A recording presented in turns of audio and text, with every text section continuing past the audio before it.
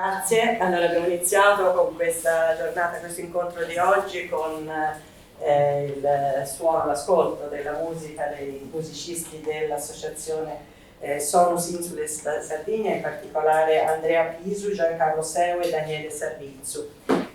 L'associazione di cui fanno parte, che appena hanno nominato e che ci ha fatto ascoltare questa bella musica, si occupa del mantenimento, dello studio, della conservazione, della divulgazione delle tradizioni della Sardegna, in particolare naturalmente della musica. Sono musicisti. E niente, io stessa sono qui in Sardegna da 30 anni, ma non avevo mai sentito, non avevo mai avuto il piacere di sentire un suono così bello, e non sapevo veramente che fosse così composito e così ricco. Va bene, quindi ci siamo qui riuniti oggi perché la giornata di oggi è dedicata principalmente, il punto di partenza è la presentazione del libro dedicato all'opera di Antonio Lara, che viene definito appunto il più grande maestro di Launedas del XX secolo. Il libro è stato curato da Dante Olianas e vede tra gli autori Alberto Bedirvilacqua, che oggi non ha potuto partecipare, Eva Garau, che lo stesso non ha potuto partecipare, Antonio Lai qui presente, che ringraziamo, e Vitano Perda, ugualmente qui presente. È presente poi anche Marco Melis come esperto per parte del Museo di Sardo di Antropologia ed Etnografia di Launedas, e che poi ci parlerà anche lui. Quindi darei direttamente la parola a Dante Olianas, che ringrazio. Grazie. Buonasera a tutti, benvenuti. Io sono Dante Olianas, sono il responsabile dell'Associazione di Scandula e voglio ringraziare in primis la professoressa Marini e naturalmente l'Università per averci ospitato in questo posto prestigioso. Devo naturalmente ringraziare anche la Fondazione di Sardegna, la Regione Sarda e il Ministero della Cultura che ci sostengono per le nostre attività, per le nostre iniziative da alcuni anni, quindi se siamo vivi è grazie anche al loro contributo. L'argomento di oggi, come citava la professoressa, è la presentazione del libro di Antonio Lara, il più grande maestro di Launedas, col punto interrogativo finale, no? Perché in Sardegna si dice il più grande, poi si scatena una serie di contrasti e di odi, invece con Antonio abbiamo deciso di metterci il punto interrogativo, così ognuno decide di fare quello che vuole.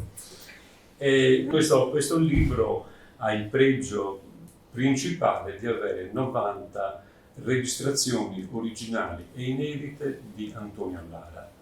Antonio Lara era un maestro di Villa Puzzu, da dove provengono i ragazzi che hanno suonato, ed era un personaggio che poi piano piano cercheremo di presentarvi, una persona particolare. 90 registrazioni di Launedas inedite. E voi provate a immaginare un pochino, per chi è appassionato di musica classica o comunque la musica classica si conosce, no? Di trovare un giorno 90 spartiti di Bach o di Mozart o di qualunque musicista famoso, grande della musica classica. Sarebbe un fatto grandissimo, un fatto enorme, no? Per noi in Sardegna, che siamo poveri, abbiamo solo questa musica, da vedere quanto sia un povera la musica, che non lo è. Questo fatto di avere a disposizione 90 registrazioni di Antonio Lara lo possono confermare i ragazzi che sono rimasti estasiati. Addirittura Andrea dice che quando ha visto il libro e si è ascoltato le registrazioni gli è venuta la sindrome di Stendhal, perché non riusciva più a fare niente dal piacere di Andrea, quello in fondo. Non riusciva più a fare, questi asini no, non state così, tanto non vi interroghiamo. È stato benissimo. Va bene. E dicevo, com'è possibile, cioè nel 2023, riuscire a trovare questo tesoro di 90 registrazioni e di mettere a disposizione del pubblico? Il tutto è da ricercare in primis nel fatto che in Sardegna è venuto un grande studioso dalla Danimarca, un antropologo, e noi siamo nel Dipartimento di Antropologia, anche se fisica qui, Andrea Spiridoni Weiss Benson, che a 16 anni, nel 1952 per la prima volta, lascia la mamma a Firenze e se ne viene solo con pochissimi soldi in Sardegna, era già musicista, veniva da una famiglia di compositori e quindi lui ascolta, ha la possibilità di sentire le Laumedas, ascolta bene profondamente le Laumedas, capisce le potenzialità dello strumento e anche la ricchezza della musica e decide di investire, come dirà alla famiglia, I found the subject for my life, questo me l'ha detto il fratello, ho trovato lo scopo della mia vita, ho trovato l'argomento della mia vita. E quindi questo a 17 anni, poi torna in Sardegna in vari momenti, si aggrega al Circo Zanfretta perché non aveva soldi per mangiare, invece il Circo Zanfretta lavorava e lo sostenevano e aveva anche una tenda dove dormire. E quando diventa 18, quando arriva a 18-19 anni si iscrive all'università e suonando jazz e facendo lezioni di greco e di latino raccimola i soldi, si compra una moto Nimbus con sidecar e con questa moto parte in Sardegna nel mese di novembre del 57. Quelli che hanno compiuto 25 anni come me sanno che il 56 anche in Sardegna c'era un metro di neve, no? E quindi lui nel mese di novembre attraversa la Danimarca, la Germania, il Monte Bianco dove non c'era ancora il tunnel e arriva in Sardegna e inizia questo lavoro di ricerca che è durato per 6 mesi.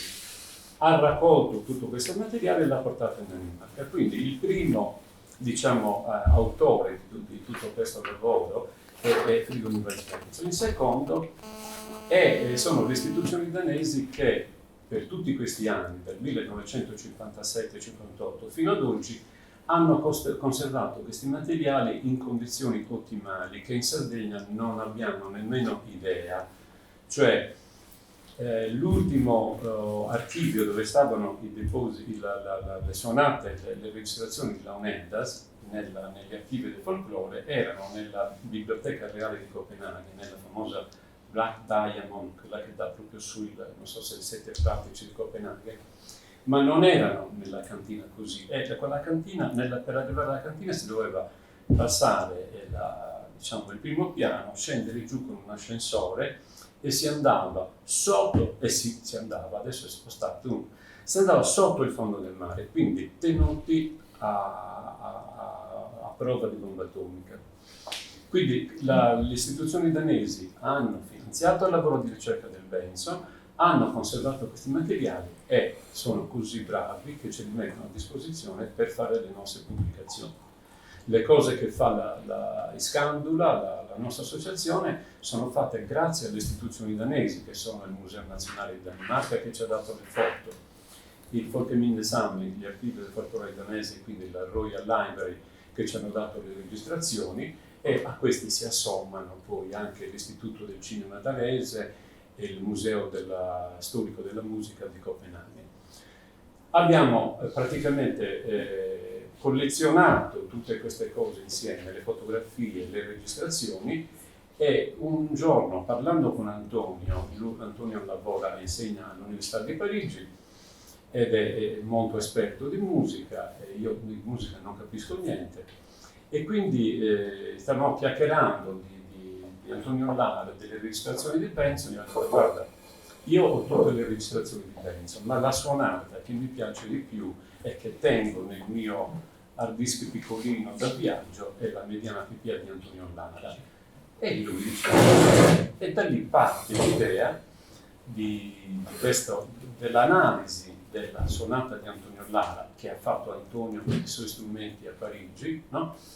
E poi ce lo racconto il tutto, no? Praticamente lui dice: Antonio Lara probabilmente è il più grande maestro di Laumedas del secolo scorso, perché ve lo spiega lui. Quindi il libro è praticamente un lavoro che ci dà la possibilità di rendere ai giovani, a parte a tutta la Sardegna, a parte al mondo della cultura, ma soprattutto ai giovani suonatori di Laumedas, anche i più piccoli, un tesoro che gli permette di soddisfare la loro necessità di nodas, cioè di frasi musicali, di stili musicali dei suonatori di Laumedas, e quindi ricollegarsi con questo lavoro, con questi lavori, diciamo, ricollegarsi a un filo lungo che ci porta fino all'età nuragica, perché le Laumedas sono uno strumento dell'età nuragica. E non è poco di questi tempi, cioè avere un legame con la storia di Vitri 1500 anni fa, grazie a uno strumento che ci è rimasto ancora fino ad oggi funzionante. Non sappiamo come fossero le launetas che sono nel bronzetto, non so se l'avete visto, nel bronzetto epifalico del Museo di Cagliari. Non sappiamo che note facessero, come fossero, però quelle sono launetas, no? E questi giovani sono adesso il trait d'union tra il bronzetto e il futuro delle launetas. Questo più o meno è il concetto del libro. Benissimo, grazie molte per questa chiarissima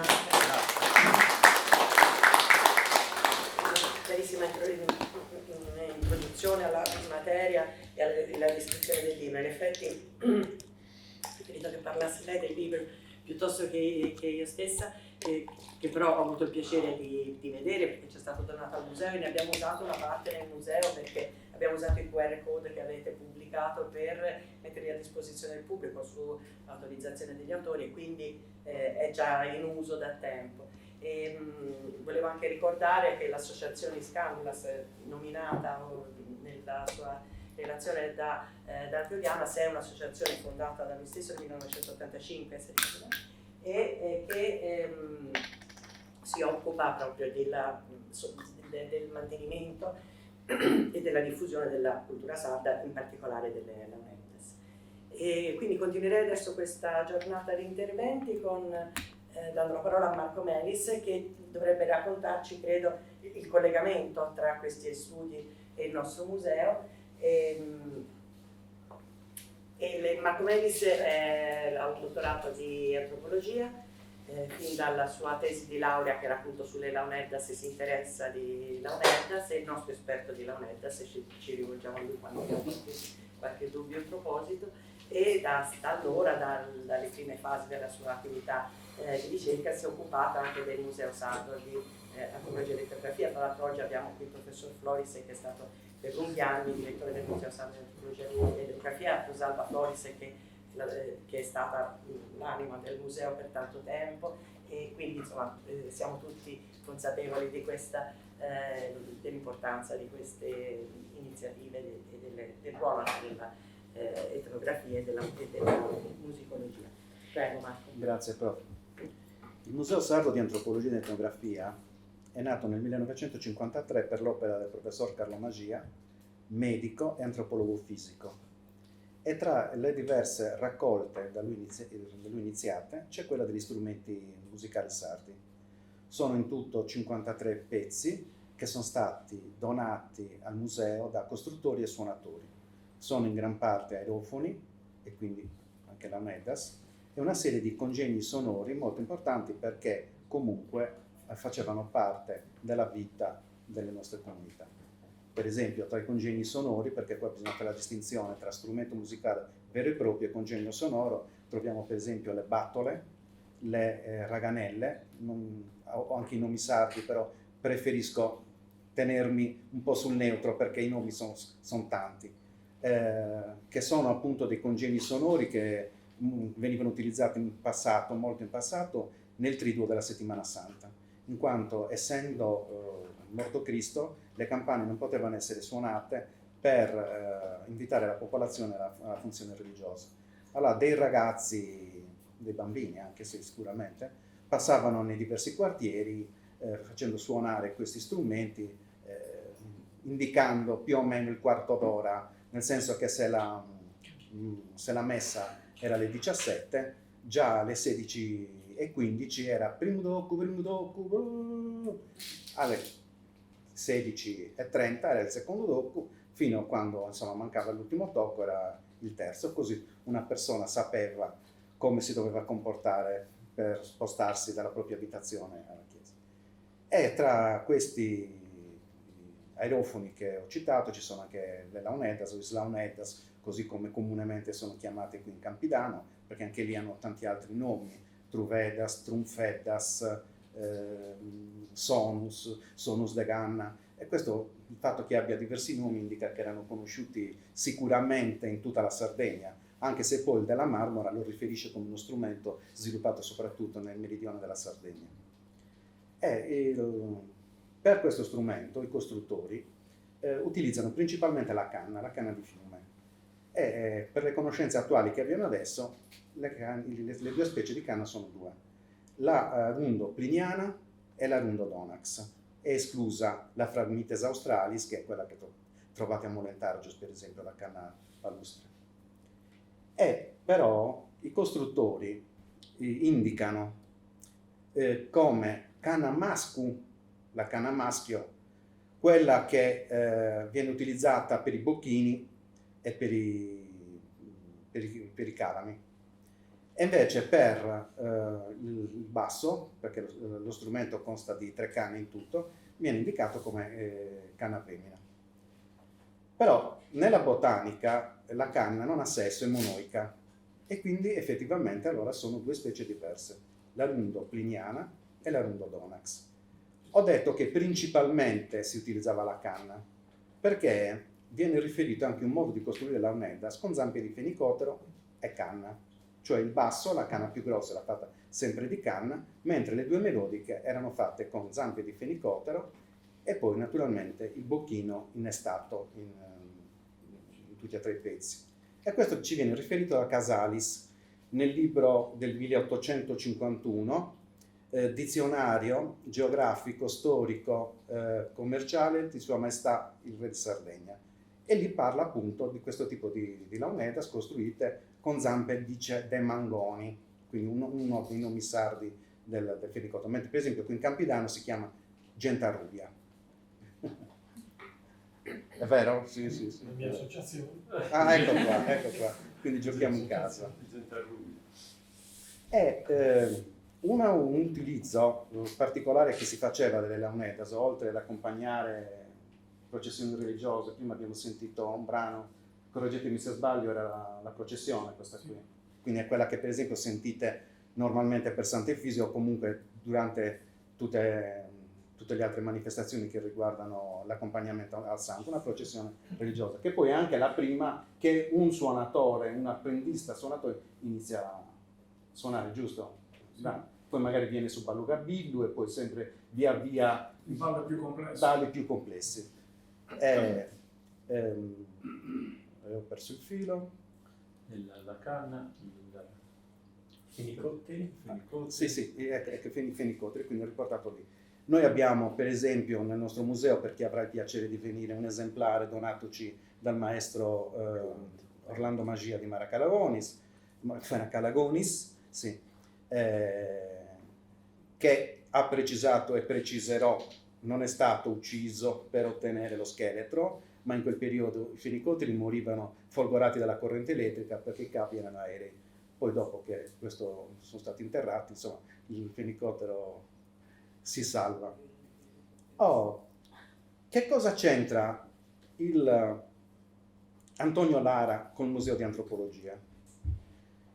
I pezzi, le launedas più datate che noi abbiamo sono state esposte per molti anni al Museo di Antropologia, già anche dagli inizi della sua storia, in via Porcella, ma non avevano indicazione, cioè noi non sapevamo chi le aveva costruite, chi le aveva suonate e alla fine anche come erano arrivate. Finché nell'estate del 2016 il professor Olianas, in visita al museo con un suo amico, le notò e ci propose una perizia tecnica. E quindi nacque un gruppo di lavoro col dottor il Pitano Perra, con un maestro, un costruttore di chiara fama, Luciano Montigi, e poi il coordinatore Dante Olianas. La perizia fu eseguita e con piacere scoprimmo che erano del maestro Lara. In più, siccome vennero anche restaurate, vennero suonate da 2 valenti suonatori, Michele Deiana e Gianluca Pugedu, e quindi per me è stata un'emozione fortissima. Dopo un sonno di 40 anni, quegli strumenti dormienti sono stati suonati, è stato bellissimo. Ora, come sono arrivati probabilmente questi strumenti, o come è iniziata anche la collezione? Il professor Magia, fondatore del nostro museo, aveva frequentato ed era amico di un etnomusicologo che è scomparso, il Don Giovanni Tore, che era un autore di un libro sugli strumenti della musica popolare sarda, che a un certo punto nel suo libro del 1976, Gli strumenti della musica popolare in Sardegna, nei ringraziamenti a pagina 12 dice che ringraziava l'amico Antonio Lara perché è un informatore principale sullo strumento, e poi ringrazia anche il professor Carlo Magia come un suo grande amico. Quindi sicuramente le launeddas sono arrivate allora e poi si sono arricchite piano piano, come ho detto, tramite i doni fatti dai diversi suonatori. E insomma, gli strumenti in conclusione stanno bene, sono in buono stato di conservazione, lo dimostra il fatto che le launeddas del maestro Lara, dopo quasi 40 anni di sonno, hanno ripreso a suonare. Io sono contento, mi auguro che chi verrà dopo di me continuerà, e in effetti perché abbiamo tanto bisogno di trasmettere cultura, di trasmettere conoscenza, e basta così.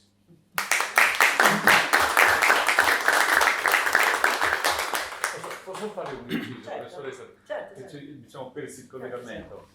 Effettivamente il discorso, cioè nel libro, oltre ai suonati ci sono tutta una serie di fotografie e di strumenti di Antonio Lara, e naturalmente noi, consci del fatto che gli strumenti del museo erano quelli di Antonio Lara, abbiamo inserito anche questi tre strumenti, sono le fotografie di questi strumenti. Il resto delle launeddas di Lara invece vengono dalla Danimarca ed facevano parte della collezione personale di Benson, di questo studioso che vi ho accennato prima, che è morto a 35 anni nel 71, no? E quindi la famiglia danesi non sono come quelle sarde, stanno sempre litigando per le cose. Quando è morto questo ragazzo si sono distribuite le cose e via. E le launeddas di Antonio Lara sono finite in una cassa che poi è stata donata a una compositrice, e la compositrice un giorno mi ha conosciuto e mi ha detto: ti regalo la cassa con gli strumenti di Antonio Lara. E ho detto: è una presa per uno scherzo, no? E invece di fatto erano questa scatola con tutti gli strumenti di Antonio Lara e anche una lettera manoscritta di Antonio Lara, e sono qui, tutti gli strumenti sono qui. Grazie, utilissima precisazione. Vabbè, mi metto qua perché sennò volto le spalle ai musicisti, come ho fatto prima, e mi dispiace. E adesso invece darei la parola a Vitano Perra, che interviene in quanto esperto, anche lui grande esperto di launeddas, e in particolare interessante, prima io ho trovato interessante l'interesse di Vitano Perra nella costruzione di launeddas, la capacità di coltivare anche proprio le canne più idonee alla costruzione di launeddas, e penso che ci parlerà comunque della sua vasta esperienza in merito. Vabbè, grazie. Buonasera. Anch'io sono di Maracaragonis e appunto mi piace costruire le launeddas. Prima di fare qualche considerazione su questa preziosa pubblicazione, volevo approfittarne appunto del posto in cui siamo per ringraziare il museo, la direttrice e tutti quelli che prima si sono occupati di questo museo, che hanno raccolto i pezzi, li hanno catalogati, li hanno studiati e cercano di farli conoscere al maggior numero di persone. E questo è molto importante perché questi oggetti del passato praticamente ci dicono sempre chi siamo, da dove arriviamo, e ci riportano più a una dimensione umana, una dimensione terrena, quasi ci riportano coi piedi per terra. E noi quindi siamo come dei nani sulle spalle dei giganti.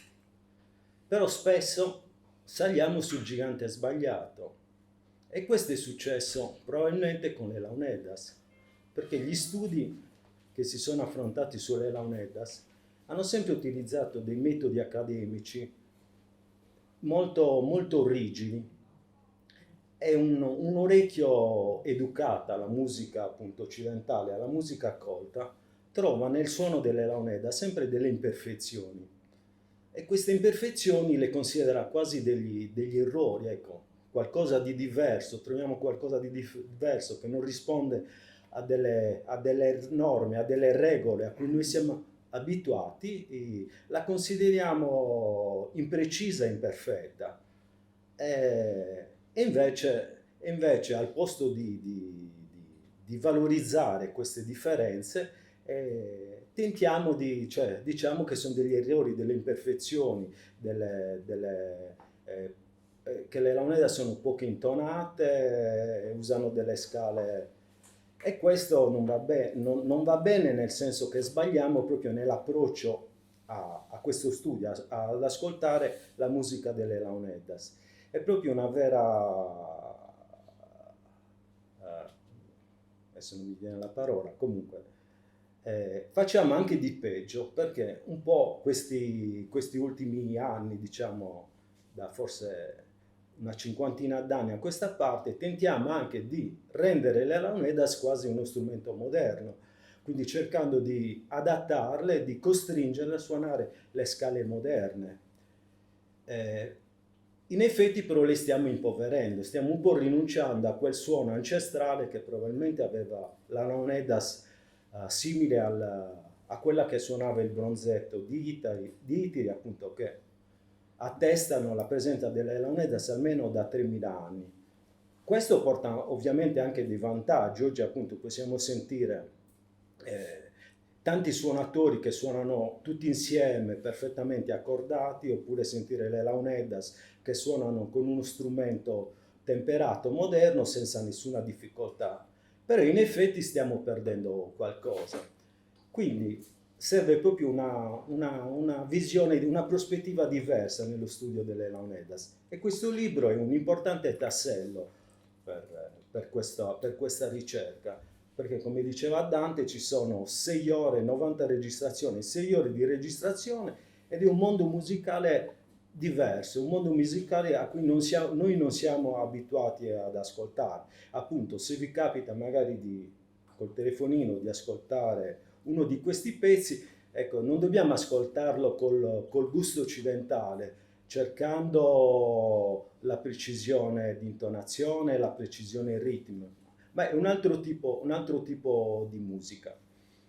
E questo lavoro è importante non solo per le launeddas, appunto, che sarà da stimolo alle varie generazioni di suonatori che arriveranno, ma è anche importante per lo studio della musica del passato, perché anche il Benson, quando arrivò in Sardegna, si accorse subito di essere di fronte a un fossile musicale vivente, perché suonava un tipo di musica diversa dalla musica jazz che lui suonava, oppure dalla musica classica che ascoltava sin da bambino, appunto, proveniva da una famiglia di musicisti. Però questo strumento già nel suo periodo, negli anni 50, rischiava di scomparire, perché già durante le feste paesane c'era già l'orchestrina, c'era già la musica civili, rischiava quindi di scomparire. Allora cercò con ogni mezzo di salvare il salvabile. E infatti in queste registrazioni, meno male, c'è stata l'accortezza di non pulirle, di lasciare anche le parti parlate. Si sente molto spesso il Benson chiedere ad Antonio Lara: ma prima come si suonava? Ma nei tempi antichi come si suonava? E Antonio Lara era ben felice di prestarsi a far riascoltare queste suonate. Io infatti, come diceva la professoressa, ho utilizzato la mia esperienza non di costruttore, ma non dovuto dei miei 30 anni di esperienza, ma anche tutta l'esperienza che viene dai maestri precedenti, dai maestri costruttori, perché nella trasmissione del sapere delle launeddas c'è quasi una religiosità nella trasmissione, si cerca di trasmetterle come ci sono state trasmesse dal nostro maestro, e questo fatto è incoraggiante per dire che probabilmente le launeddas si sono mantenute abbastanza inalterate. Ho partecipato anche a vari progetti di archeomusicologia grazie alla mia esperienza di costruttore di launeddas, perché E questa nuova branca dell'archeologia, l'archeomusicologia, che si occupa della ricostruzione della musica e della vita musicale del passato, e ricostruire strumenti scomparsi, grazie alle Launeddas, che sono contemporanei anche di vari aulos, tibie, strumenti ormai scomparsi, ancora vive, mantengono questa esperienza. E oggi infatti non c'è pubblicazione, seminario o convegno di archeomusicologia dove le Launeddas non sono prese come riferimento. E quindi speriamo di continuare così.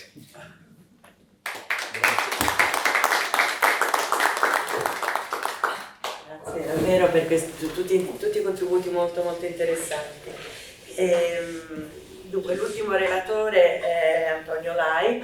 Antonio Lai, che è stato già nominato, insegna nel Dipartimento di Musicologia dell'Università di Parigi, ma oltre a questo ho letto un po' qualcosa anche online. Ho capito, se forse ho capito bene, che soprattutto è interessato all'aspetto più anche artistico della musica, proprio appunto la musica stessa. E infatti fa attività ha definito anche una nuova, un settore della musica che è definita nuova musica sarda, e nella sua ricerca musicologica associa anche la musica spesso ad altre espressioni creative, artistiche, come il teatro e la danza. E quindi ci spiegherà lui stesso meglio. Sì, grazie mille per questo invito. Metto un cronometro così mi controllo, mi sorveglio. Allora sì, mi fa molto piacere quest'ultima cosa, perché in realtà io adesso qui metto l'etichetta di etnomusicologo, perché faccio studi accademici estremamente spinti sull'etnomusicologia della musica sarda di tradizione orale, però in effetti la musica sarda per me è un tesoro inestimabile, perché ha costituito nella mia attività artistica, che lo confesso è prioritaria anche rispetto ai miei studi di etnomusicologia. Del resto io insegno materie strettamente legate alla mia attività di creazione e di composizione in realtà, e quindi insegno anche materie strettamente legate alla musica tradizionale sarda, però con ripercussioni nella creazione attuale, interartistica, multidisciplinare, eccetera, eccetera, e soprattutto musicale. E quindi la musica sarda in realtà è importantissima per me, perché mi ha permesso molti anni fa di determinare una svolta stilistica maggiore nelle mie attività artistiche, e in particolare già la polivocalità sarda, poi sacre, profane, e poi soprattutto attualmente le Launeddas, eccetera. Quindi costituisce per me un tesoro inestimabile, e devo dire onestamente che per esempio nell'album, nella musica, nello spettacolo e nel libro che sto preparando attualmente, la musica di Antonio Lara è per me un tesoro inestimabile. Cioè la musica di Antonio Lara sublima la mia creazione, e non è il contrario. Nel senso che lo confesso, mi baso interamente sulla musica di Antonio Lara per produrre delle musiche nuove, uno spettacolo nuovo, delle musiche attuali, e quindi è una ricchezza inestimabile per me proprio a livello personale, quindi è centrale. Anch'io ho un amore assoluto per le Launeddas, per la musica di Antonio Lara, e come i suonatori anch'io molto tempo fa fui completamente sbalordito dall'ascolto delle esecuzioni di Lara in particolare, ecco, completamente scioccato letteralmente dall'ascolto. E per completare anche questa breve biografia, una cosa un po' aneddotica, io ero attore nelle processioni, quindi in quelli che erano i strepiti della Settimana Santa negli anni 70. Io sono nato nel 1970 e bambino piccolissimo ero a Iglesias, e i nonni mi vestivano tipo Ku Klux Klan, esattamente, con l'enorme croce, e suonavo la matracca. Adesso ho fatto anche l'acquisizione della matracca ultimamente a Iglesias. Era straordinario, del resto era un momento festivo della festa intesa nel senso di lanternare, nel senso dell'alterità, perché si usciva la notte, si faceva un rumore estremo che non era assolutamente consentito in situazioni normali, eccetera. Gli strepiti erano anche questo tipo di rumori, questi idiofoni simbolizzavano anche la passione di Cristo del Venerdì Santo, eccetera, eccetera. Ci sono studi importantissimi su questo tipo di idiofoni di sardi. Allora ci sarà una sorpresa per te se avrai piacere di venire al museo, perché Assolutamente sì. Iglesias ci ha omaggiato. Sì, allora per le Launeddas vorrei riprendere alcuni spunti straordinari. Con Pitano Perga noi siamo d'accordissimo su questa questione della incomprensione del funzionamento delle Launeddas. E del resto in questo contesto io sono estremamente critico, ferocemente critico rispetto a alcune scuole, alcune orientazioni di apprendimento delle Launeddas, in particolare in quel periodo in cui l'insegnamento delle Launeddas è stato portato al Conservatorio di Cagliari come mezzo intermedio alla notazione musicale. Io sono un compositore di formazione classica e aborro nella maniera più assoluta questo tipo di approccio, che non può portare ad altro che alla distruzione definitiva delle tradizioni musicali orali in Sardegna, in particolare per le Launeddas. Quindi sono del tutto d'accordo al 1000% con quello che dice Pitano Perra, sono cose importantissime. Allora, adesso vorrei anche riprendere lo spunto del bronzetto sardo fino ai giovani suonatori di oggi, al revival della musica per Launeddas di oggi. E anche vorrei tornare sul punto interrogativo del titolo del libro, nel senso che in realtà questo punto interrogativo è da prendere molto seriamente, credo. Io credo che sia un punto interrogativo non di prudenza ma sincero, e rimane effettivamente una domanda aperta questa del libro. Allora mi spiego. Antonio Lara è il più grande suonatore di Launeddas. Sì, ma in che senso?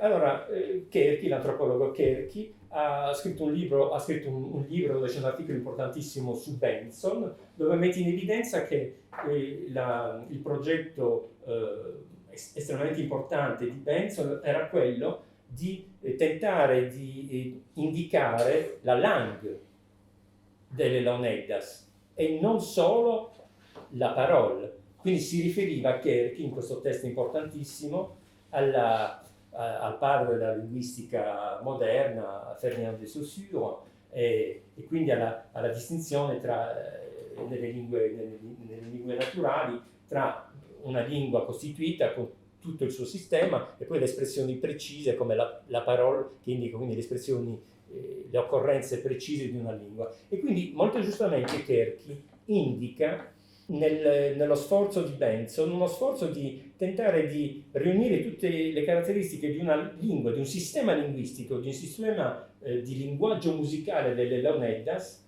che però all'epoca in cui Benson effettuava i suoi studi era già quasi completamente morto questo sistema. Quindi vorrei mettere l'accento su questo punto. Cherchi ha assolutamente ragione e bisogna tener conto di questo aspetto, cioè che Benson ha tentato di fare qualcosa che era quasi impossibile da realizzare, ovvero si è ritrovato in un sistema in cui il linguaggio musicale delle Launeddas era in pieno declino, era quasi in punto di crisi definitiva, era quasi sparito.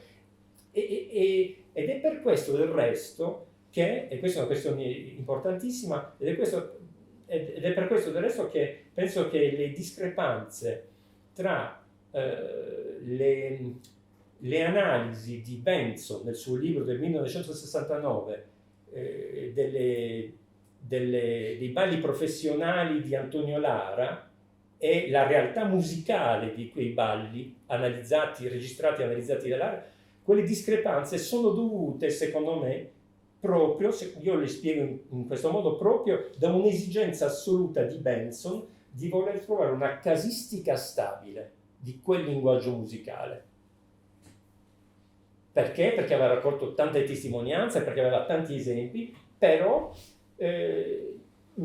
forse Benson non riesce a includere in quella casistica generale l'ipercomplessità dei balli professionali, in particolare quella complessità unica di Lara. Però lo sforzo di Benson è stato molto nobile, perché ha tentato di fissare una lingua che stava scomparendo. E quindi è rispettabilissimo lo sforzo di Benson. E Kerchi mette in evidenza con molta lucidità questo aspetto. Allora, in questo contesto, quindi io mi chiedo, me lo chiedo ancora oggi, allora devo dire una precisazione metodologica. In questo libro che abbiamo fatto assieme, io nel mio testo, nel mio contributo, presento soltanto le conclusioni di quello che è un altro libro che ho praticamente concluso già, che è un libro ultra specialistico dove presento una visione esaustiva del linguaggio musicale delle Launeddas, ovviamente a partire da Benson, ma poi tento di andare molto oltre, e poi in questo libro c'è anche un'analisi comparativa etnomusicologica molto molto approfondita di due versioni di un ballo professionale di Antonio Lara, che è la Mediana Pipia. Due versioni, una del 1958 e l'altra del 1962. E quindi in questo libro ci sono solo le conclusioni di questo testo, che è praticamente finito, che spero di pubblicare in due lingue, in inglese e in italiano. Sulla base di questa analisi molto approfondita, quindi effettivamente metto in evidenza la specificità delle performance di Antonio Lara, l'unicità del suo stile, e quindi mi domando sinceramente, quindi la serietà di questo punto interrogativo, mi domando sinceramente se e fino a che punto queste caratteristiche stilistiche uniche di Antonio Lara siano da integrare in un sistema linguistico più generale, che è quello che è lo stile delle danze professionali per Launeddas, oppure fino a che punto alcune caratteristiche siano effettivamente uniche e specifiche di Antonio Lara unicamente. Quindi è un vero problema questo.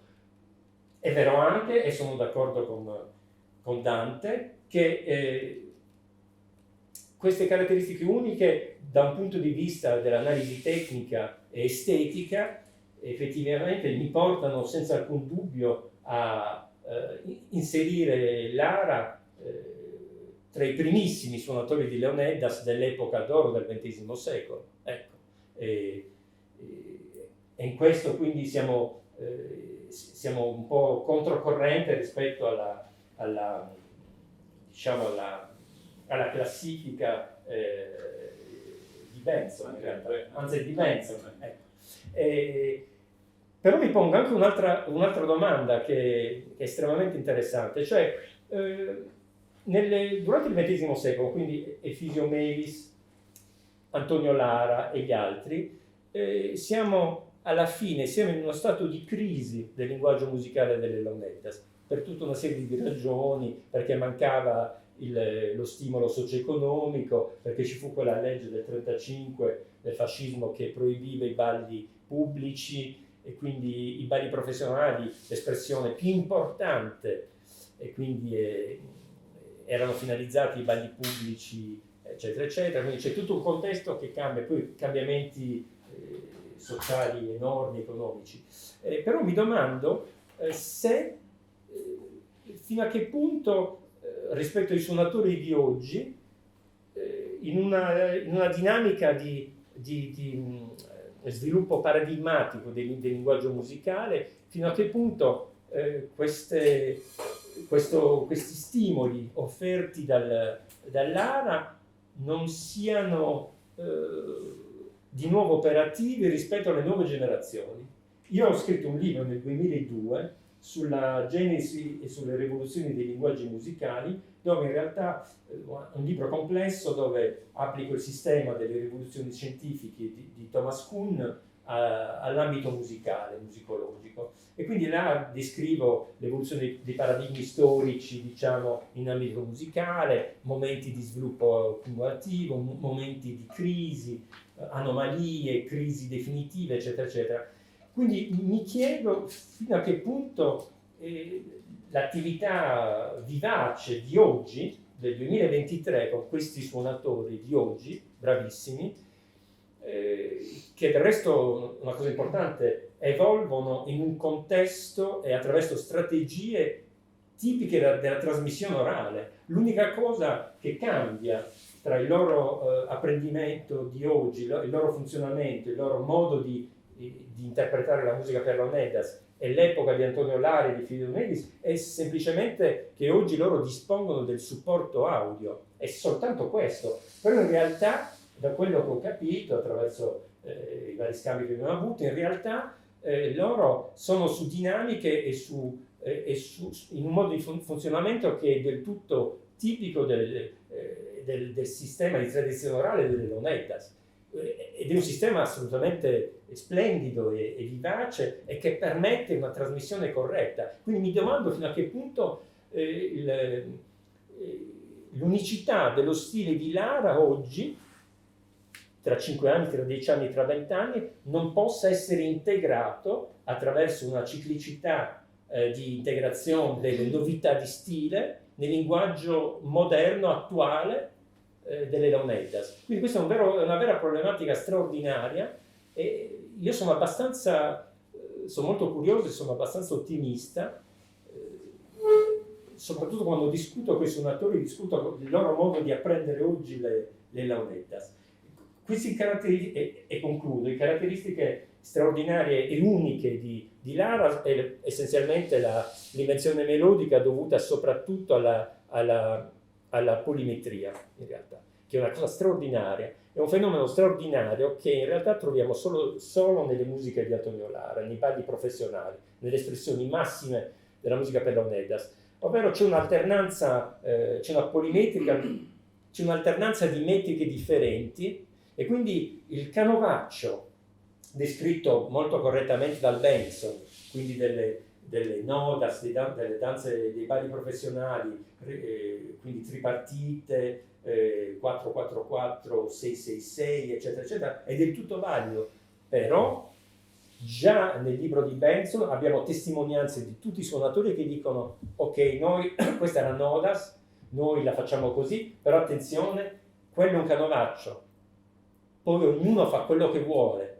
Ognuno può alterare nella continuità stilistica, nella continuità tematica, eccetera. Il linguaggio musicale di Leonidas è estremamente complesso, però Lara fa un lavoro straordinario, si allontana in maniera straordinaria da quello schema metroritmico, pur restando rigorosamente nel rispetto della continuità tematica, che è un'esigenza fondamentale nei balli professionali delle Leonidas. Quindi io da subito all'ascolto sono rimasto esterrefatto da questa maniera di costruire la discorsività musicale di Lara attraverso questa polimetria che cambia continuamente, pur rientrando nel profilo formale di gruppi di nodas, eccetera, eccetera, però con molte declinazioni del tutto originali. Quindi mi domando veramente fino oggi fino a che punto questo tipo di orientazione unica, caratteristica di Lara, non possa forse stimolare stimolare, incoraggiare e dare spunti per uno sviluppo ulteriore ai giovani musicisti di oggi. Questo mi sembra molto importante, quindi è tutto per il momento.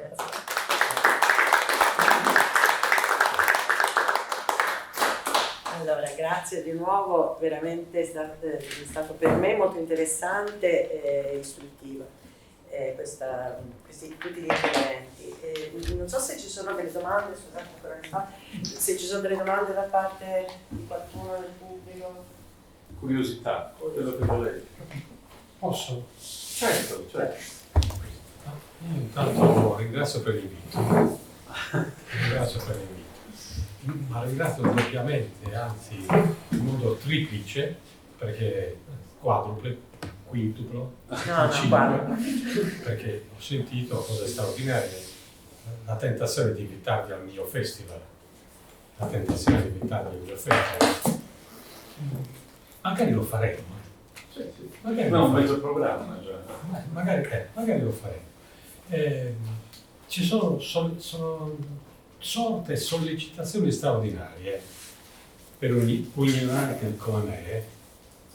Se lo narro in lingua, lo devo narrare come te marras, custumundu e macqua beru. No, chiaro, no? Perché voglio dire, riprendere questi ragionamenti tutti nostri che ci vengono da un nordico, questo mondo è macqua beru. Scusi il passaggio, professore. Scusi il passaggio. Però sollecitazioni forti sono nate da tutti e quattro. L'ultima mia sollecitazione nasce da una riflessione, per me ignorante sul problema, che si fonda sul fatto che noi siamo sulle spalle di giganti, eccetera, eccetera, eccetera. Domanda, ma più che altro una riflessione, domanda: pensa quindi che rispetto alla musica e a Samoda, lunaro in locutorese, no? Di Samoda, Sasmodas, Della poesia. certo, non vi possa essere una reale modifica, un reale sviluppo del suono della Launeddas. Dico questo perché io ho sentito, allora preside, un ragazzo che viene dal conservatorio, ecco dove è la sollecitazione, che suona con una moda completamente diversa, Salaunedda. Credo che abbia dei grossi problemi con la realtà culturale di Launeddas. Non faccio nessun nome per opportunità, ma sta sviluppando un percorso musicale con una moda, nel lunaro locutorese, completamente diversa. Allora la domanda è giungo è possibile questo oppure abbiamo dei perimetri molto ristretti, seppur straordinariamente, eccezionalmente, qualitativamente importanti? Oppure no?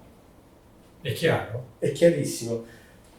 Allora, da etnomusicologo io mi limito alla descrizione e quindi non posso rispondere a questa domanda.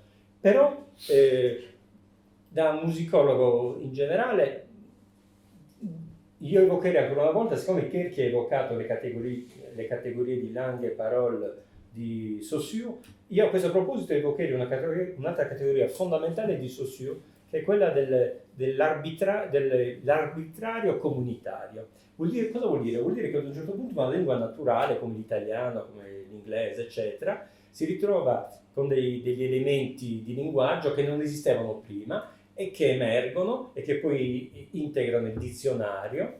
E non è né l'Accademia francese e neanche altre istituzioni che hanno determinato questa introduzione e quindi questa evoluzione delle lingue naturali, ma è l'arbitraire communautaire di Saussure. Voglio dire quindi che qualunque evoluzione attuale del linguaggio musicale delle Launeddas, in questo ambito vivace, quindi vivente del linguaggio musicale, ovviamente fa parte del gioco. Mi sembra un'evidenza, assolutamente sì. Se si conosce il funzionamento dei linguaggi musicali, è evidente che qualunque apporto, qualunque novità sono interessanti e non c'è nessuna chiusura, non deve esserci nessuna chiusura scolastica, assolutamente no. Detto ciò, non saranno gli individui a determinare, quindi per esempio questo cambiamento della moda o altri cambiamenti, ma ad un certo punto ci sono funzionamenti complessi del linguaggio musicale, delle launeddas, in ambito quindi paradigmatico, con proposizione da parte della poiesis. Questi suonatori per esempio hanno nuove proposizioni, varianti di nodas in certi contesti esecutivi, eccetera. 2 o 3 di questi giovani suonatori possono proporre indipendentemente delle varianti simili. Ad un certo punto queste varianti possono cominciare a integrare e a fornire degli elementi stilistici. Ad un certo punto ci si ritrova con queste innovazioni che vengono in qualche modo standardizzate. Questo è l'arbitrario comunitario, quindi è un funzionamento, è tipico dei funzionamenti dei linguaggi viventi nelle lingue naturali, o anche, come credo e come spero, ma ho l'impressione, in questo revival, in questa rinascita del linguaggio delle launeddas oggi, grazie all'opera di Benson e poi a tutta una serie di avvenimenti, come del resto anche la traduzione di Dante Olianas, che circolava alla fine degli anni '80, credo, nelle classi di composizione al conservatorio, eccetera, eccetera. E poi a queste scuole che sono nate, che si sono ispirati direttamente o indirettamente alla traduzione italiana del testo di Benson, eccetera, eccetera. Ad un certo punto oggi ci si ritrova effettivamente con un revival.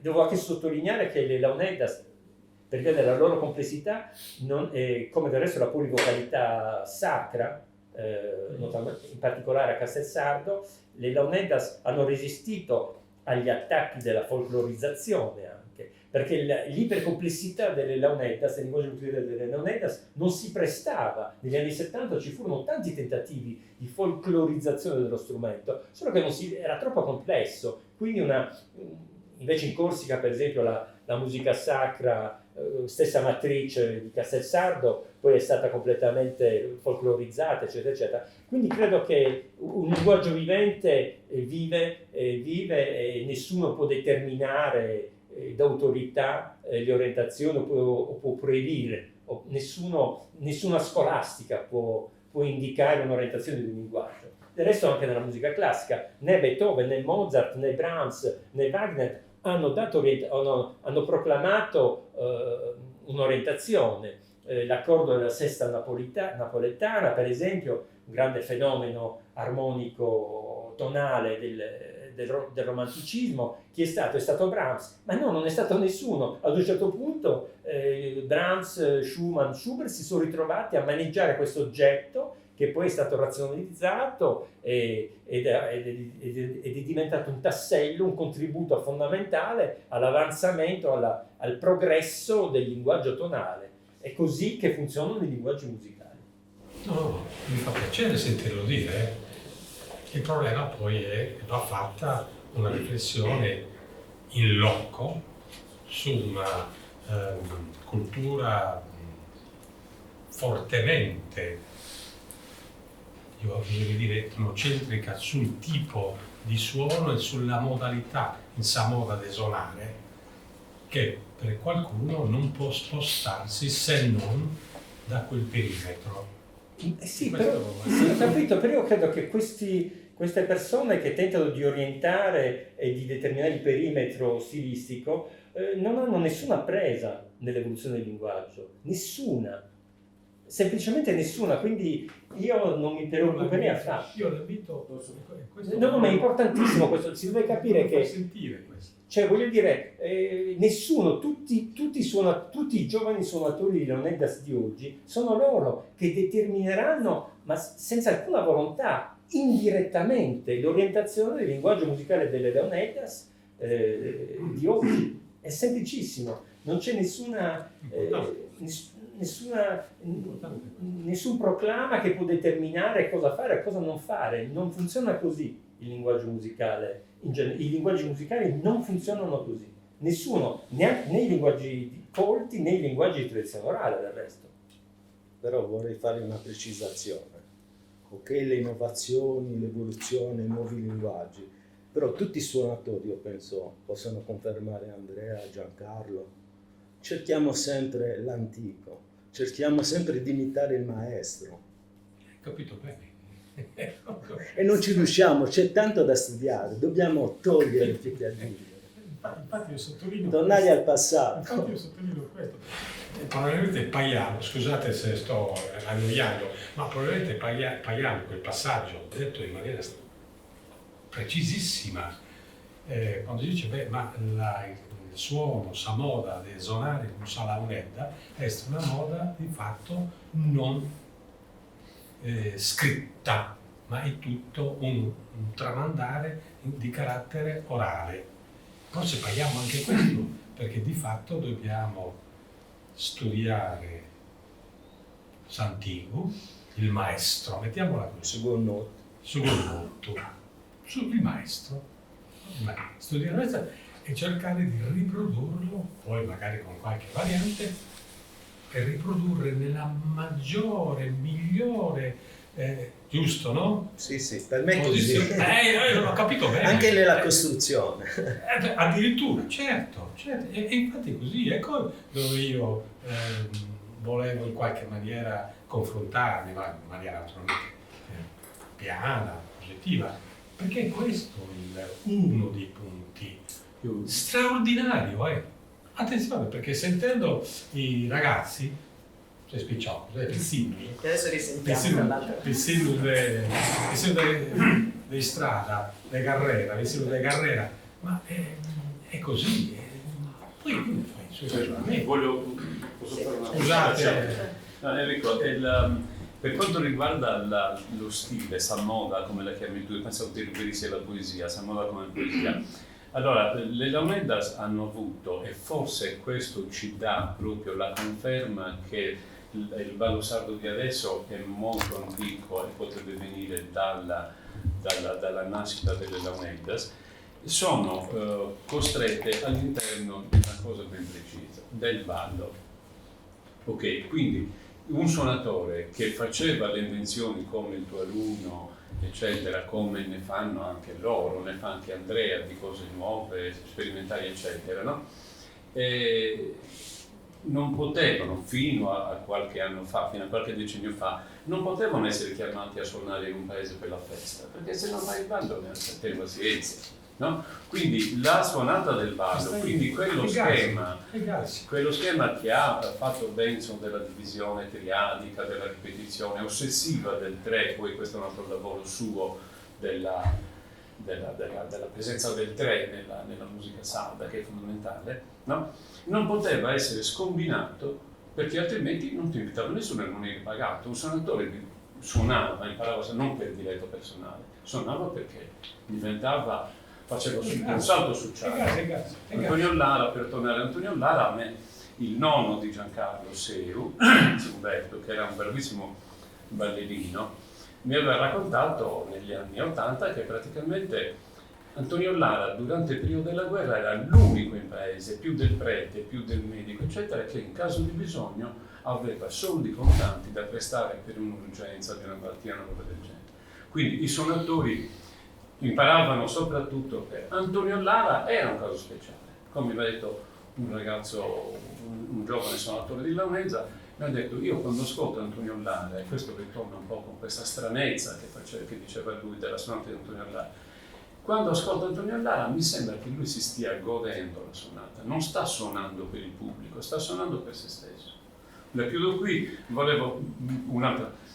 Quella ragazza che vedete in fondo si chiama Alessandra Melis, la dottoressa Melis, che è di Scandola, una socia di Scandola, che collabora con di Scandola, e quando stavamo facendo questo libro, di cui ha fatto una revisione pazzesca, che eravamo tutti spaventati per le cose che ha trovato nella lettura, proprio rifusi, e poi a lei è venuta l'idea del QR code. Ah, beh, certo. Ringraziamo a tutti perché ci ha semplificato una cosa grandissima. Utilissimo, Lo stanno usando che l'università. Molto, molto. molto bene. Certo, certo. Posso fare una domanda veloce ma rapidissima, Prego, poi prego, ne avrei molte altre, ma però poi.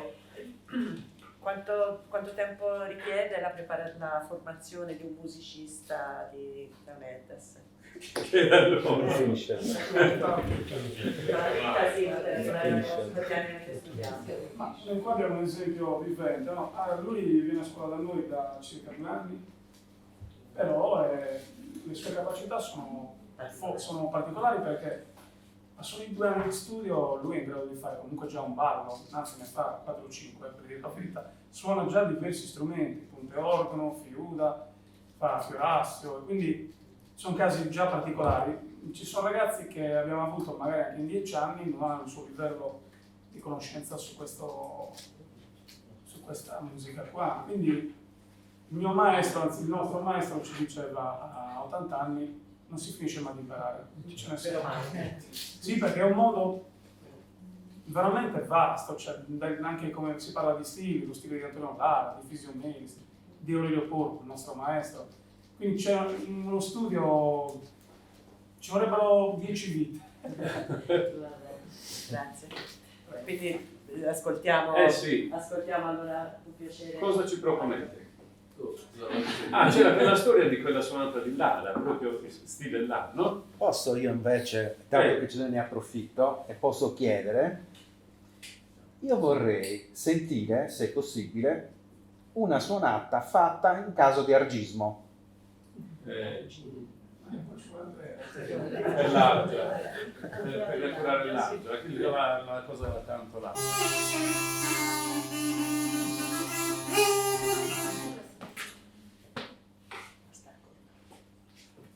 Perché il vostro maestro, scusa se mi interrompo, intervistato da me negli anni 86, tu dove era presente anche, c'eri tu, c'era Don Dore, ti ricordi Sì. della manifestazione lì? Lo intervistai a proposito del rito dell'Argia e mi disse che lui l'ultimo l'aveva fatto negli anni 70 a Villa Cigro. Dopo, alla fine della discussione, ho chiesto, ma era guarito poi? Ho detto, vada a Villa Cigro a chiederglielo lei. Queste sono le battutine tipiche Di Aurelio. di Aurelio.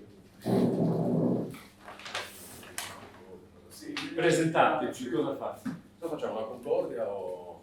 No, questo vista da dove sempre No, pezzettino dentro allora. E poi ovviamente è un'interpretazione di quello che faceva sempre, perché fare identico è impossibile.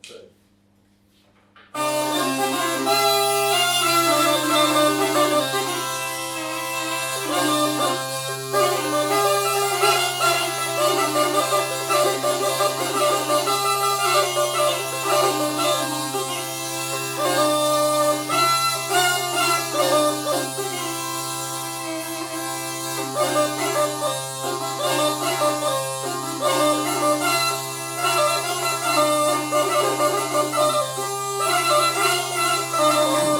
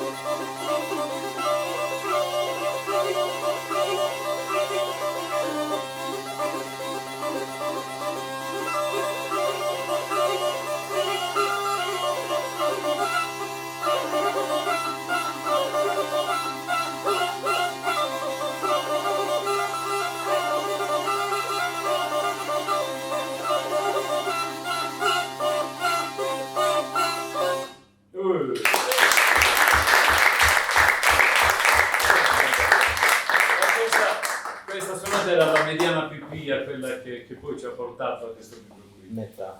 Metà. Da suonatore, no? Prima Posso dire una cosa? dai. Adesso Andrea secondo me è uno degli esecutori che si avvicina veramente tantissimo alla suonata, ma chi sente la suonata del libro potrà confermarlo, perché io lo reputo il nostro mostro, perché mi fa impressione. No? C'è la barba. No, a me fa impressione, se chiudo gli occhi vedo Antonio Lara, c'è proprio uno stile bravo.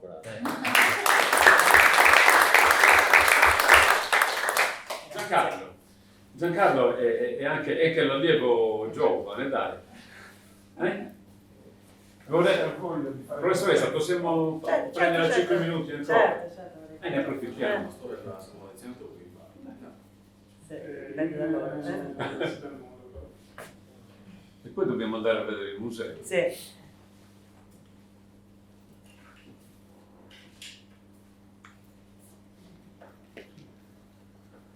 In genere i suonatori si fanno pregare, fanno aspettare.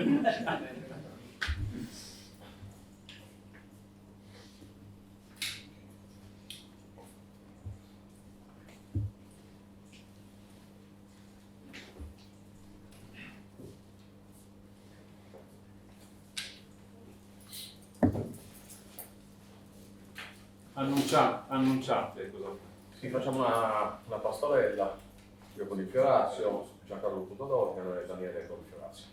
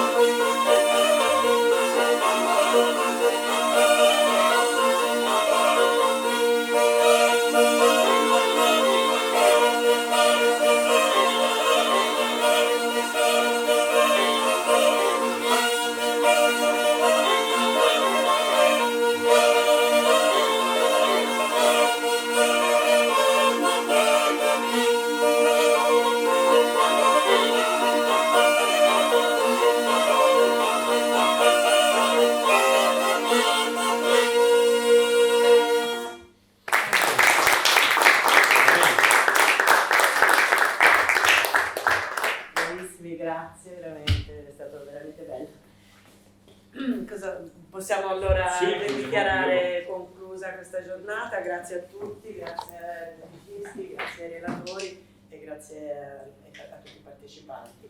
E adesso chi è interessato può proseguire le attività con una visita guidata al museo, ci farà da guida Marco Melis. Naturalmente siete tutti benvenuti se volete. Siamo qui al piano di sopra. Abbiamo scelto quest'aula proprio per la vicinanza con il museo. Grazie mille.